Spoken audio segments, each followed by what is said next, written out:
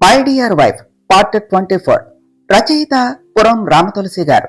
వేదాంశు పాకెట్లో నుండి వాళ్ళ అమ్మ మంజుకు ఇచ్చిన పెండెంట్ ని బయటకు తీసి మంజుకి చూపిస్తూ, I love you Manju, I love you for ever and ever, will you marry me అని అడిగాడు.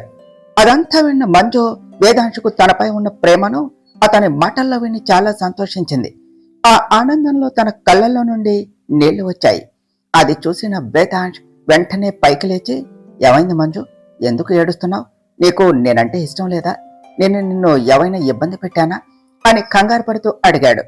దానికి మంజు లేదు అన్నట్టుగా తల ఊపుతో చిన్నగా నవ్వి వేదాంశుని హక్ చేసుకుని, I love you two sir అని చెప్పింది. వేదాంశ్ మంజు తన ప్రేమను యాక్సెప్ట్ చేసింది అని సంతోషిస్తూ అతడు కూడా మంజుని హత్తుకున్నాడు. అలా కాసేపు వారి ఇద్దరూ తమ లోకాన్ని మర్చిపోయారు. మంజు, ఇదంతా నిజమేనా? నిజంగా నీకు నేనంటే ఇష్టమేనా, లేక ఆంటీ కోసం నా లవ్ ని యాక్సెప్ట్ చేస్తున్నావా అని అడిగాడు వేదాంశ్. లేదు సార్, నాకు మీరంటే ఇష్టమే. నేను మీతో 2 సార్లు గొడవపడ్డా మీరు దాన్ని పర్సనల్ గా తీసుకోకుండా నన్ను జాబ్ లో నుండి తీసేయలేదు. చూసారా, అప్పుడే మీ మీద నాకు మంచి అభిప్రాయం ఏర్పడింది. మీరు నాతో క్లోజ్ గా మూవ్ అయిన ప్రతిసారి నాకు మీ మీద ఎటువంటి కోపం వచ్చేది కాదు. ఇంకా మీరు నాకు క్లోజ్ గా వచ్చిన ప్రతిసారి ఏదో తెలియని ఫీలింగ్, అదేమిటో నాకు తెలియదు, కానీ మీతో ఉన్నంతసేపు చాలా సంతోషంగా అనిపించేది. నేను కూడా మీలాగే నాకే తెలియకుండా మీకు అట్రాక్ట్ అవుతూ వచ్చాను. నిన్నటి వరకు మీ మీద నాకు ఉన్న ఫీలింగ్స్ ఏమిటో నాకు అర్థం కాలేదు. కానీ నిన్న మీరు నా కోసం అంత దూరం వచ్చి ఆ రౌడీలతో ఫైట్ చేసి మరి నన్ను కాపాడారు చూసారా? అప్పుడు నా మనసుకు ఎంత ధైర్యం అనిపించిందో తెలుసా? ఆ ధైర్యం నాకు ఎప్పుడూ అనిపించలేదు. ఆ క్షణమే నాకు అర్థమైంది మీపై నాకు ఉన్న ఫీలింగ్స్ ఏమిటో. కానీ నేను దాన్ని అంగీకరించలేదు. దానికి కారణం ఏదో తెలియని కన్ఫ్యూషన్. మీరు నాతో అలా ప్రవర్తించేది నేనంటే ఇష్టంతోనేనా అన్న అనుమానం. అందుకనే పొద్దున్న కూడా మీతో వాదిస్తూ వచ్చాను. కానీ ఇందాక మీరు అమ్మతో నాపై మీకు ఉన్న ఫీలింగ్స్ గురించి చెప్పారు చూసారా? అప్పుడే నాకు పూర్తి క్లారిటీ వచ్చింది, మీరు కూడా నన్ను ఇష్టపడుతున్నారు అని. ఆ క్షణం నేను ఎంత హ్యాపీగా ఫీల్ అయ్యానో తెలుసా? అప్పుడే డిసైడ్ అయ్యాను మిమ్మల్ని వదులుకోకూడదు అని. కానీ మీకు నా మనసులో మాట చెప్పే ముందే నేను కొన్ని విషయాలు తెలుసుకోవాలి అనుకున్నాను. అప్పటి వరకు నేను అక్కడ విన్నదంతా తెలియనట్టుగా ఉండాలి అనుకున్నాను. కానీ మీరు నన్ను అక్కడ చూసేశారు. పైగా నన్ను ఇక్కడకు తీసుకుని వచ్చి మరీ ప్రపోజ్ చేశారు. ఇది నేను అస్సలు ఊహించలేదు. ఈ క్షణం నాకు మీరే ముఖ్యము అనిపించింది. అందుకే నేను కూడా నా మనసులో మాటని చెప్పాలి అని అనుకుంటున్నాను. I love you two sir అని చెప్పింది మంజు. అదంతా విన్న వేదాంశ్ ఆనందానికి హద్దులే లేవు. ఆ ఆనందంతో మంజు మొహాన్ని తన చేతుల్లోనికి తీసుకొని తన కళ్ళల్లోనికి చూస్తూ ఉన్నాడు. మంజు కూడా వేదాంశ్ కళ్ళల్లోనికి చూస్తూ చిన్నగా నవ్వింది. వేదాంశ్ నవ్వుతూ ఉన్న మంజు పెదవులపై కిస్ చేశాడు. అది ఊహించని మంజు ముందు ఆశ్చర్యపోయినా తర్వాత అతనికి సహకరిస్తూ ఆమె కూడా అతడిని కిస్ చేసింది.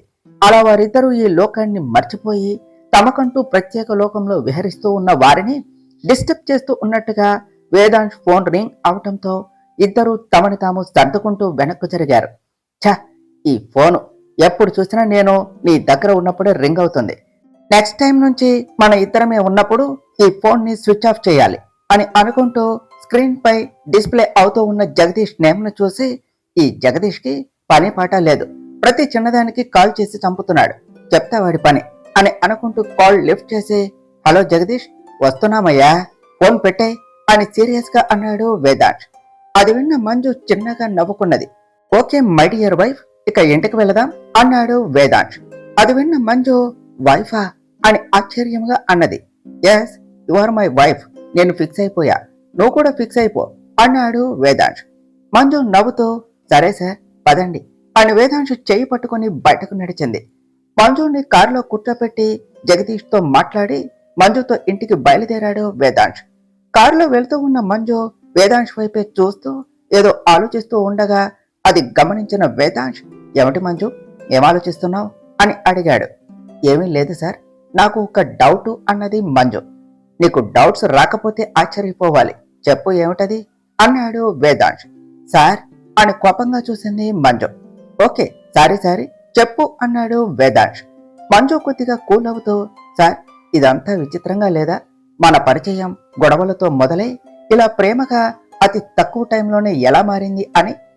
మీకు నాకు గొడవ జరగటం ఏమిటి, నేను మీ ఆఫీసులోనే జాయిన్ అవటం ఏమిటి, తర్వాత మీకు నేను ఎవరో తెలియటం ఏమిటి, ఇదంతా పక్కన పెడితే అసలు ఎవరో రౌడీలు వచ్చి నేను ఉంటున్న హాస్టల్లో నా పేరు చెప్పి గొడవ చేయటం ఏమిటి, తర్వాత ఆ వార్డెన్ నన్ను హాస్టల్ ఖాళీ చేసి వెళ్ళిపోమనటం ఏమిటి, ఇదంతా సరిపోదు అన్నట్టు నేను మీ పెంట్ హౌస్ కి రెంట్ కు రావటం ఏమిటి, ఇదంతా నాకు కోఇన్సిడెంట్ గా జరిగినట్టుగా అనిపించడం లేదు. Something is fishy.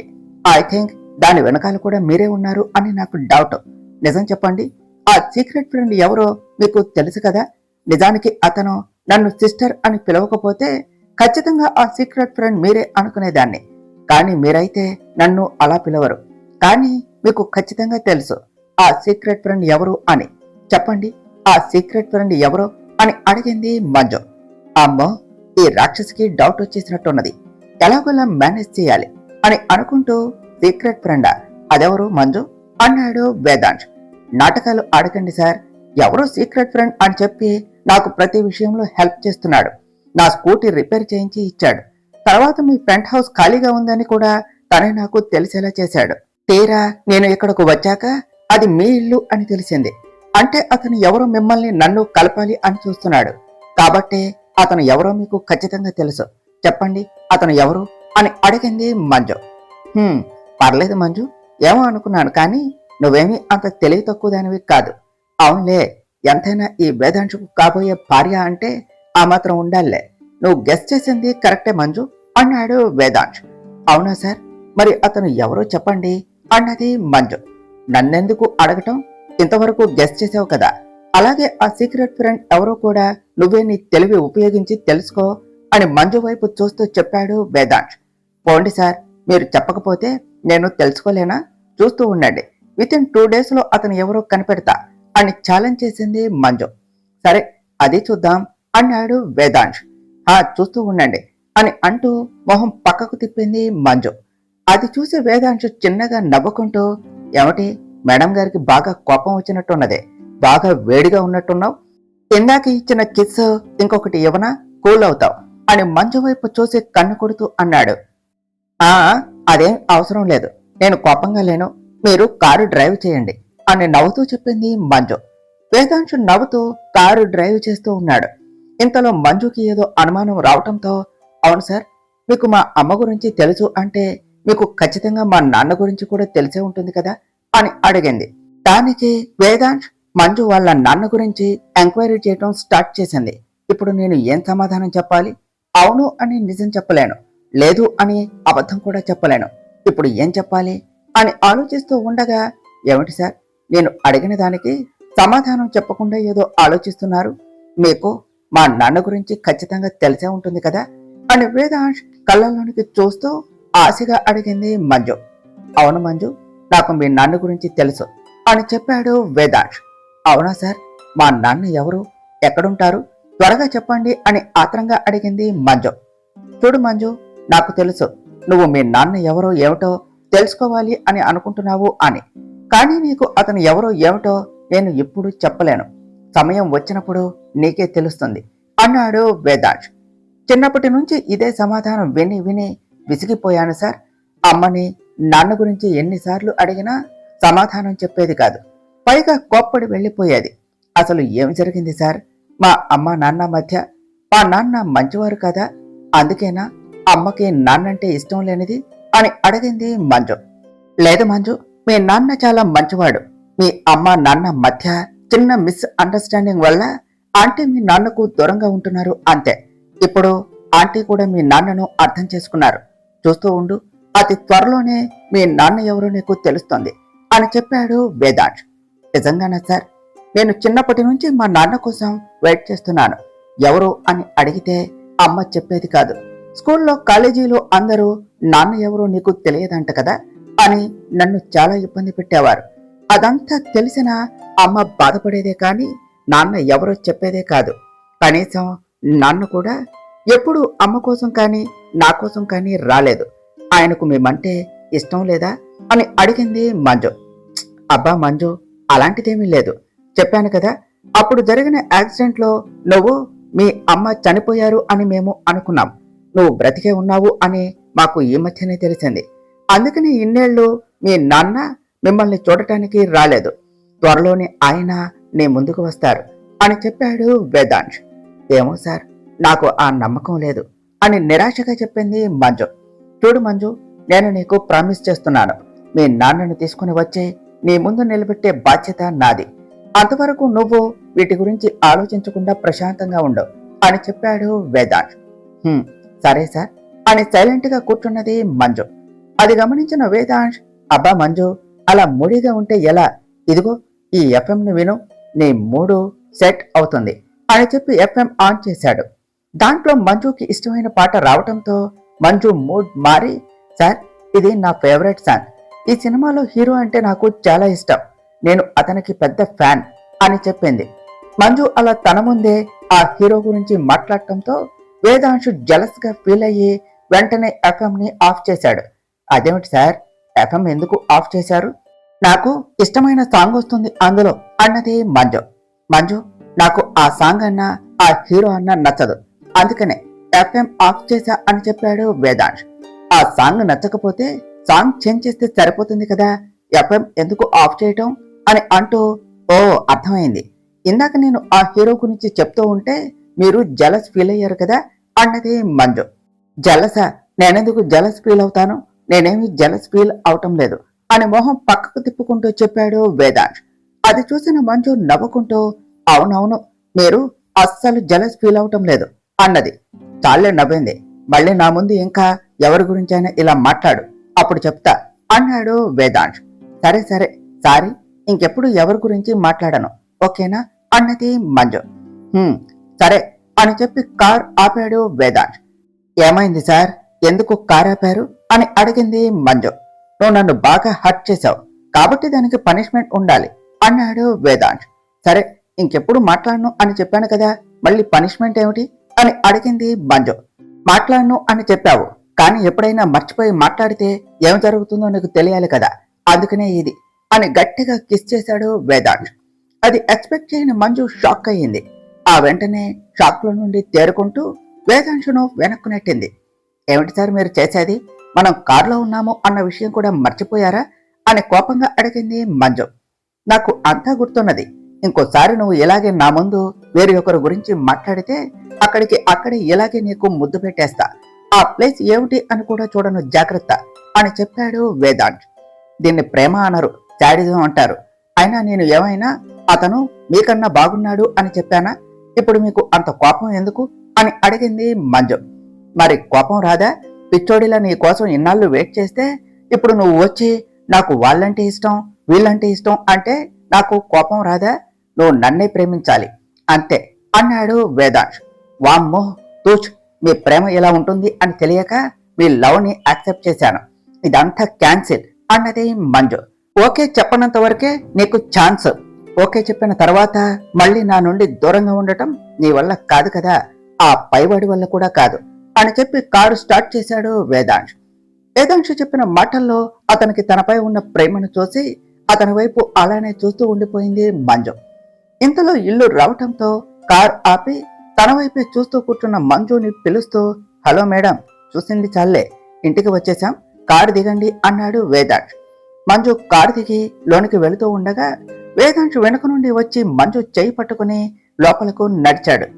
సార్ ఏం చేస్తున్నారు, ఎవరైనా చూస్తే బాగోదు, నా చేయి వదలండి అన్నది మంజు. డోంట్ వర్రీ మంజు, నేను నిన్ను ప్రేమిస్తున్నాను అని ఇంట్లో అందరికీ తెలుసు, మనల్ని ఇలా చూస్తే ఆనందపడతారే తప్ప ఇంకేమీ అనుకోరు, నువ్వు పద అన్నాడు వేదాంశ్. అది విన్న మంజు షాక్ అవుతూ, ఏమిటి, మీరు నన్ను ఇష్టపడుతున్న విషయం ఇంట్లో అందరికీ తెలుసా, అంటే అంకితకు కూడా తెలుసా అని ఆశ్చర్యపోతూ అడిగింది. తనకు నువ్వు ఎవరో ఏమిటో తెలియదు, కేవలం నేను నిన్ను ఇష్టపడుతున్నాను అని మాత్రమే తెలుసు అని చెప్పాడు వేదాంశ్. మరి మిగిలిన వాళ్ళకి అని అడిగింది మంజు. ఇక మిగిలింది నాన్నమ్మే కదా, నాన్నమ్మకు చిన్నప్పటి నుంచి నీ గురించి అంతా తెలుసు కాబట్టి నువ్వు దీని గురించి ఆలోచించకుండా నాతో పాటు ఇంట్లోనికి రా అన్నాడు వేదాంశ్. ఏమిటి వచ్చేది సార్, మీరు ఇలా నా చేయి పట్టుకుని లోపలకు తీసుకుని వెళితే నాకు చాలా ఇబ్బందిగా ఉంటుంది, మీరు లోనికి వెళ్ళండి, నేను తర్వాత వస్తా అని చెప్పి వేదాంశు చేతిని విడిపించుకొని అక్కడ నుండి పైకి వెళ్లిపోయింది మంజు. వేదాంశు చిన్నగా నవ్వుకుని లోనికి వెళ్ళాడు. అప్పటికే అక్కడి నుంచి అంతా వింటూ ఉన్న అంకిత లోనికి వెళ్లి నానమ్మ నానమ్మ అంటూ భానుమతి గారి దగ్గరకు వెళ్లి, నానమ్మ నీకు తెలుసా, మంజు అన్నయ్య కలిసిపోయారు అని గంతులు వేస్తూ చెప్పింది. అది విన్న భానుమతి గారు, ఆ ఏమిటి, నిజమా నేను వింటున్నది, నిజమేనా అని అడిగారు. నిజమేనానమ్మా, కావాలంటే చూడు అన్నయ్య ఎంత హ్యాపీగా వస్తున్నాడు అని చెప్పింది అంకిత.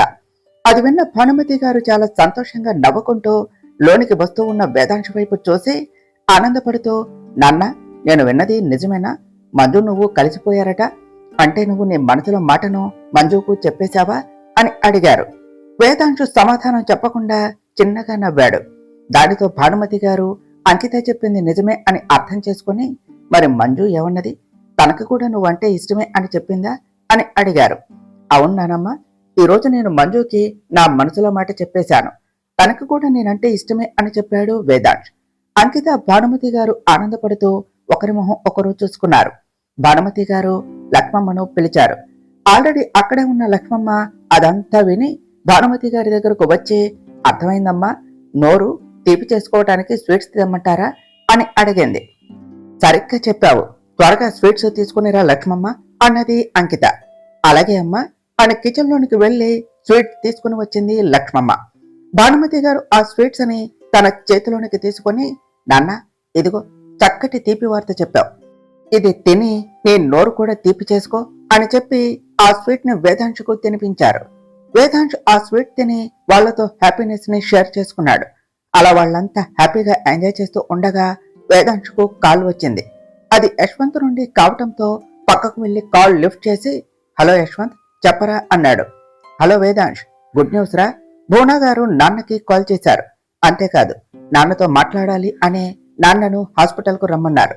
ఇప్పుడు అమ్మ నాన్న నేను హాస్పిటల్ కు వెళ్తున్నాం అని ఆనందంగా చెప్పాడు యశ్వంత్. వేదాంశ్ హ్యాపీగా ఫీల్ అవుతూ, ఆంటీ ఖచ్చితంగా మీ నాన్నకు కాల్ చేస్తారు అని నాకు ముందే తెలుసు అన్నాడు. ఏమంటున్నావురా, నీకెలా తెలుసు అని అడిగాడు యశ్వంత్. ఎలాగో ఆంటీ దగ్గరకు వెళ్తున్నారు కదా, అంతా మీకే తెలుస్తుంది అని చెప్పాడు వేదాంశ్. సరేరా, నేను నీకు తర్వాత కాల్ చేస్తా అని కాల్ కట్ చేశాడు యశ్వంత్. వేదాంశ్ మళ్ళీ భానుమతి గారి దగ్గరకు వెళ్లి, నానమ్మ నేను నీతో మాట్లాడాలి, ఒకసారి నా రూమ్కు రా అని చెప్పాడు. భానుమతి గారు వేదాంశ్ రూమ్కు వెళ్లారు. ఏమిటి మనవడా, నాతో ఏమి మాట్లాడాలి అని అడిగారు. వేదాంశ్ జరిగినది మొత్తం చెప్పాడు. అదంతా విన్న భానుమతి గారు, ఏమిటి ఇదంతా చేసింది ఆ రాగిణీదేవ, నా కొడుకు చావుకు కారణమైన దాన్ని వదిలిపెట్టను అని అంటూ ఆవేశంతో ఊగిపోతూ ఉన్న భానుమతి గారిని కంట్రోల్ చేశాడు వేదాంశ్.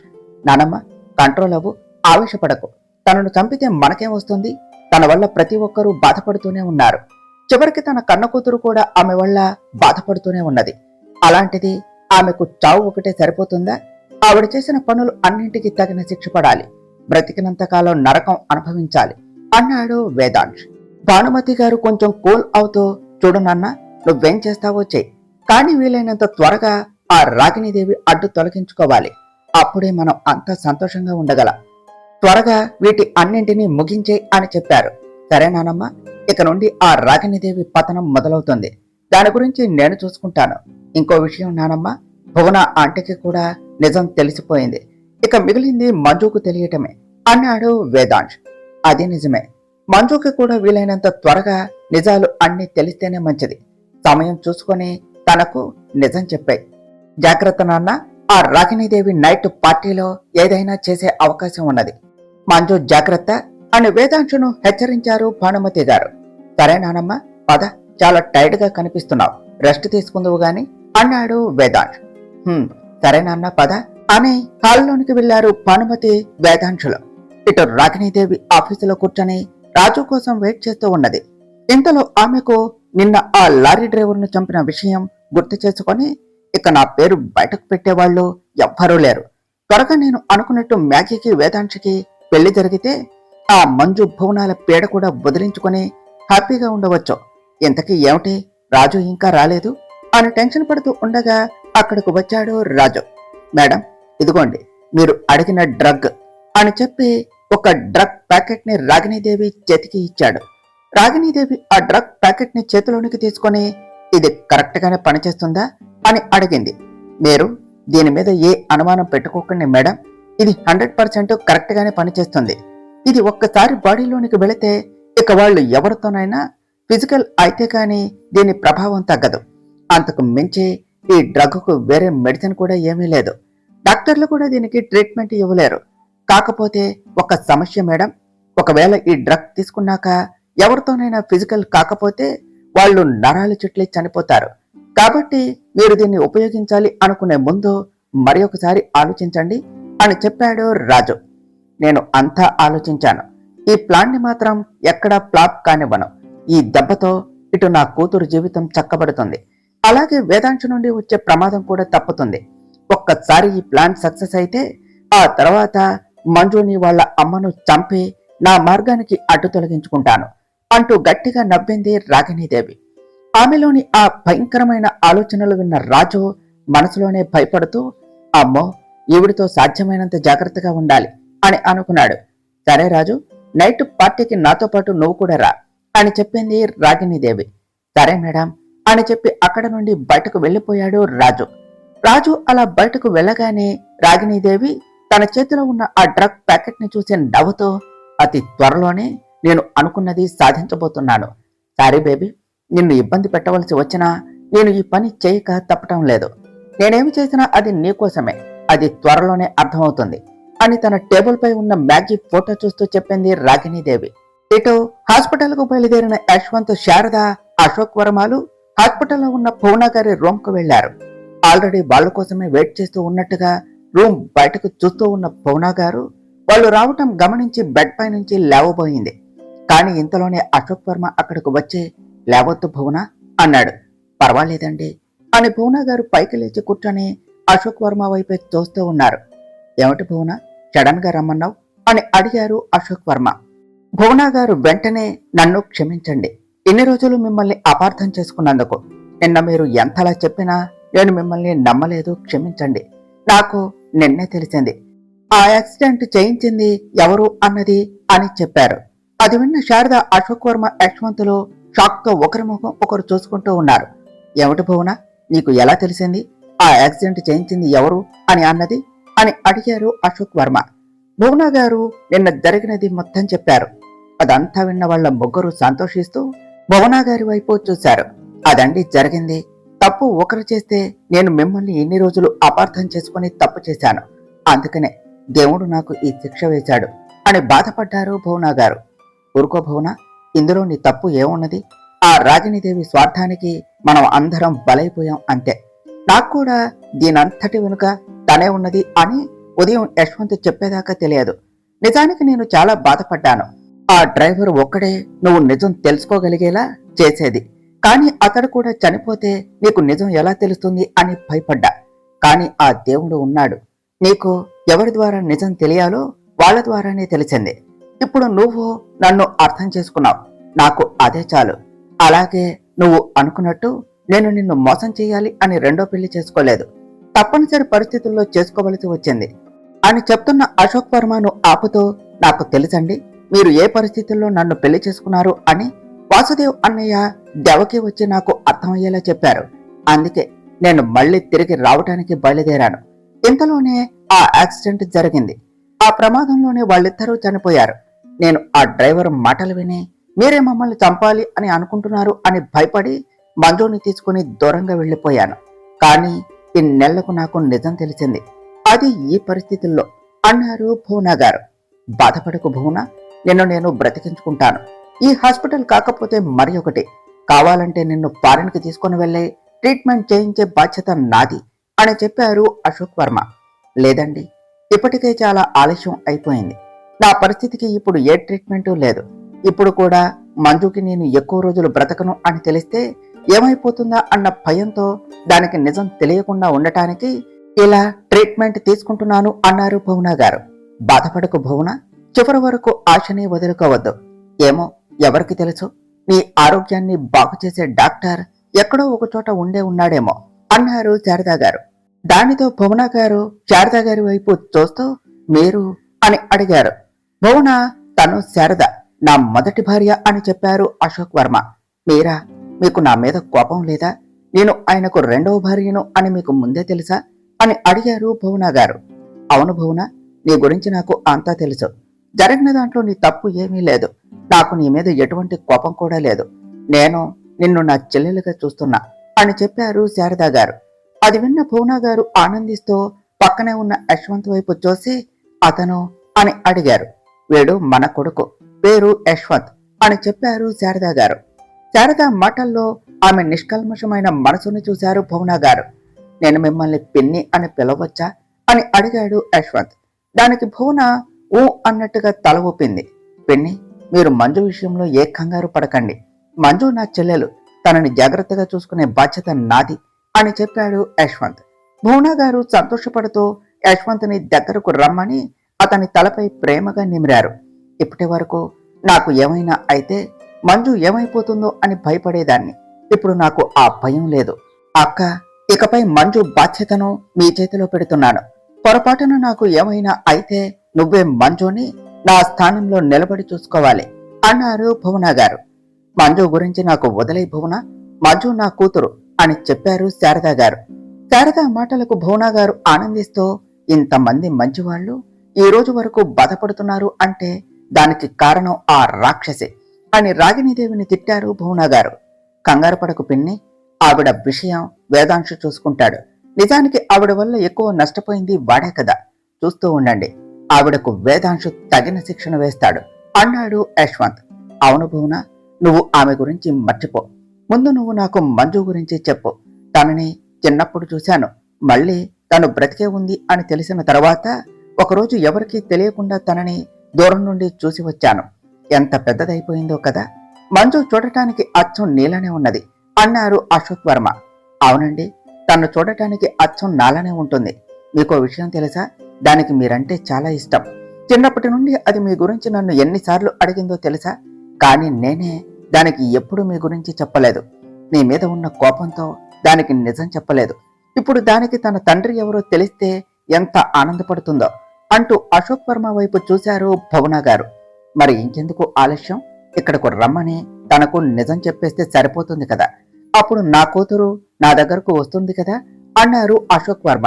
లేదండి, ఇందాకే మంజు ఇక్కడకు వచ్చింది. అప్పుడే తనకు అంతా చెప్పేద్దాం అని అనుకున్నా. కానీ వేదాంశ్ అప్పుడే చెప్పొద్దు అన్నాడు అని అంతకుముందే వేదాంశ్ మంజులు వచ్చిన విషయం, అక్కడ జరిగినది అంతా చెప్పారు భువన గారు. అవునా? వేదాంశ్ అలా చెప్పాడు అంటే ఏదో రీజన్ ఉండే ఉంటుంది. సరే, ఇంతకాలం ఎదురు చూశాను కదా, మరికొంత సమయం ఎదురు చూడలేనా అన్నారు అశోక్ వర్మ. అవును నాన్న, మంజుకి మీ గురించి చెప్పటానికి వేదాంశ్ ఏదో ప్లాన్ చేసినట్టు ఉన్నాడు. చూద్దాం ఏం జరుగుతుందో. సరే, నేను వేదాంశ్ వాళ్ళ ఇంటికి ఒకసారి వెళ్ళి వస్తా. ఎలాగో ఇప్పుడు మంజు కూడా అక్కడే ఉన్నది కదా అన్నాడు యశ్వంత్. అంటే మీకు కూడా తెలుసా మంజు అక్కడే ఉన్నది అని అని అడిగారు భువన గారు. శారద గారు నవ్వుతూ, మాకు అంతా తెలుసు. నిజానికి మంజుని అక్కడ ఉండేలా చేసింది యశ్వంతే అని చెప్పారు. అవును పిన్ని, వేదాంశిని మంజుని కలపటానికే నేను అలా చేశాను. ఆ ప్రాసెస్ లో మంజుని కొంచెం ఇబ్బంది పెట్టవలసి వచ్చింది, సారీ అని చెప్పాడు యశ్వంత్. భువన గారు నవ్వుతూ, పర్వాలేదు యశ్వంత్, వాళ్ళ ఇద్దరూ కలవటం ఇష్టమే. వేదాంశ్ మంజుని ఇష్టపడుతున్నాడు. నాకు తెలిసి మంజు కూడా ఇష్టపడుతుంది అని అనుకుంటున్నా. అదే జరిగితే త్వరగా వాళ్ళ ఇద్దరికి పెళ్లి చేసేయొచ్చు. నేను బ్రతికి ఉండగానే వాళ్ళ ఇద్దరి పెళ్లి చూడాలి అని ఉన్నది అన్నారు. సరే సరే, నేను ఇక వెళ్ళి వస్తాను అని చెప్పి అక్కడి నుండి వెళుతూ ఉన్న యశ్వంత్ను ఆపారు భువన గారు. యశ్వంత్ అని పిలిచి, భానుమతి గారిని నేను అడిగాను అని చెప్పు. ఇందాక వేదాంశ్ హడావిడిగా వెళ్ళిపోయాడు, అందుకే తనకు ఈ మాట చెప్పటం కుదరలేదు అన్నారు. సరే పిన్ని అని చెప్పి అక్కడి నుండి వెళ్ళిపోయాడు యశ్వంత్. యశ్వంత్ అలా అక్కడి నుండి వెళ్ళగానే, పోనీలే, ఇన్ని రోజులకు పరిస్థితులు అన్నీ చక్కబడుతున్నాయి. మనం బాధపడినా ఇప్పుడు కనీసం మన పిల్లలన్నా సంతోషంగా ఉంటారు అన్నారు శారద గారు. నువ్వు చెప్పింది నిజమే శారద అన్నారు అశోక్ వర్మ. అలా శారద అశోక్ వర్మలు కాసేపు భువన గారితో మాట్లాడి ఇంటికి బయలుదేరారు.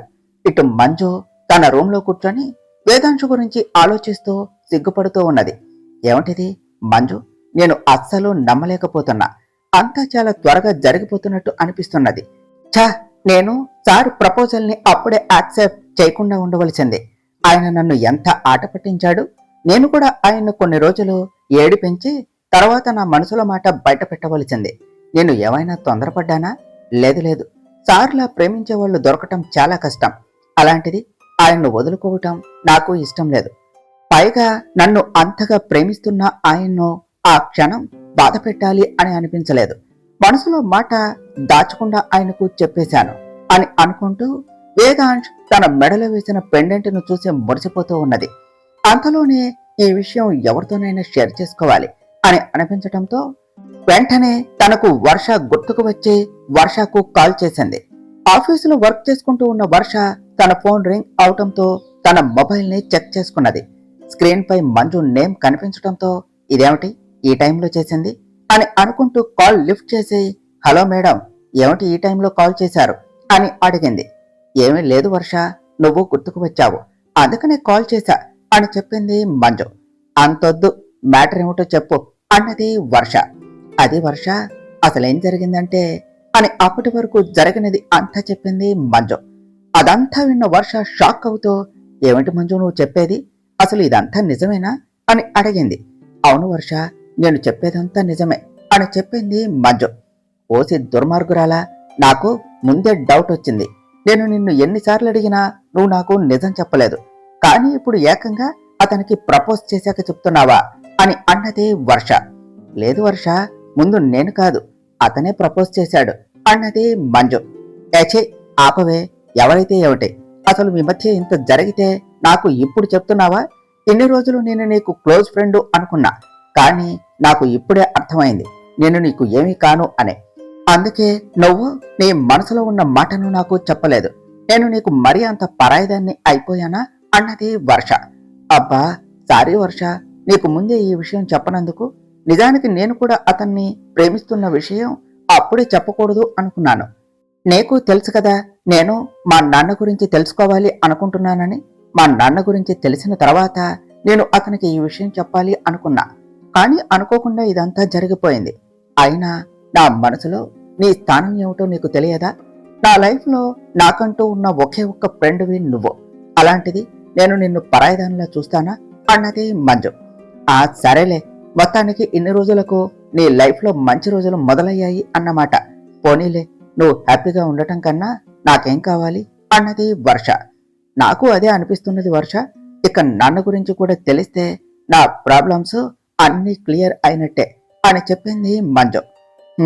దాని గురించి కూడా నీకు కాబోయే శ్రీవారు చూసుకుంటారులే అన్నది వర్ష. మొదలు పెట్టావా నన్ను ఆట పట్టించడం? నువ్వు ఇలా నన్ను ఏడిపిస్తావని నీకు ముందే చెప్పనది అన్నది మంజు. సరేలే, ఇక నేను ఉంటాను, నాకు కొద్దిగా వర్క్ ఉన్నది అని చెప్పింది వర్ష. సరే కాని ఇంతకీ నైట్ పార్టీకి వస్తున్నావా అని అడిగింది మంజు. ఏమో మంజు, వీలు కుదిరితే అన్నయ్యతో కలిసి వస్తాలే, కానీ బాయ్ అన్నది వర్ష. సరే బాయ్ అని చెప్పి కాల్ కట్ చేసింది మంజు. కాల్ కట్ అవ్వగానే పోనీలే, మంజు లైఫ్ లో ఇక నుంచి మంచి రోజులు మొదలయ్యాయి అని అనుకుంటూ తను వర్క్ చేసుకోవటానికి వెళ్లిపోయింది వర్ష. ఇటు కాల్ కట్ చేసిన మంజు వేదాంశు గురించే ఆలోచిస్తూ ఉండగా మంజు అని పిలుస్తూ అక్కడకు వచ్చింది అంకిత. మంజు అంకిత వైపు చూసి, రా అంకిత, అక్కడే ఆగిపోయావే అన్నది. అంకిత లోనికి వస్తూ, ఏమిటి మంజు, నీ ముఖం వెయ్యవాల్సు బల్బులా వెలిగిపోతూ ఉన్నది, ఏమిటి సంగతి అని అడిగింది. అమ్మో, ఈ అంకిత ఏమిటి ఇలా మాట్లాడుతుంది? ఐ థింక్ తనకి మా విషయం సార్ చెప్పేసినట్టు ఉన్నారు అని అనుకుంటూ ఉండగానే అంకిత మంజు భుజంపై చేయి వేసి, ఏ దొంగ, నాకంతా తెలుసు, నువ్వు ఇంకా నా దగ్గర దాచాలి అని చూడకు అని అన్నది. దానితో మంజు సిగ్గుపడుతూ అంకిత వైపు చూసి, ఓ అంకిత అన్నది. సిగ్గుపడింది చాలే గాని పద లంచ్ చేద్దాం, అసలే మా అన్నయ్య కింద నీ కోసం వెయిట్ చేస్తున్నాడు అని చెప్పింది అంకిత. అబ్బా అంకిత, చాలే నన్ను ఆట పట్టించింది, పద వెళదాం అని అంకితతో కలిసి కిందకు వచ్చింది మంజు. వాళ్ళు అలా కిందకు వచ్చేసరికి అప్పుడే అక్కడకు వచ్చాడు యశ్వంత్. యశ్వంత్ను అక్కడ చూసిన మంజు అతని వైపే చూస్తూ నిలబడ్డ అంకిత చెవిలో, మీ అన్నయ్య ఏమో కాని మా అన్నయ్య అయితే నీకోసం నేరుగా ఇంటికి వచ్చేశాడుగా అన్నది. దానికి అంకిత నవ్వుతో, ఏమిటి యశ్వంత్ ఎలా వచ్చావు అని అడిగింది. ఎందుకంటే ఏమున్నది, నాకు చూడాలి అని అనిపించింది, అందుకనే వచ్చేశా అన్నాడు యశ్వంత్. అది విన్న మంజు, సరేలే అంకిత, మీ ఇద్దరి మధ్య నేనెందుకు, కాసేపు మీరు మాట్లాడుకుని లోనికి రండి, నేను వెళ్తున్నా అని లోనికి వెళ్ళింది మంజు.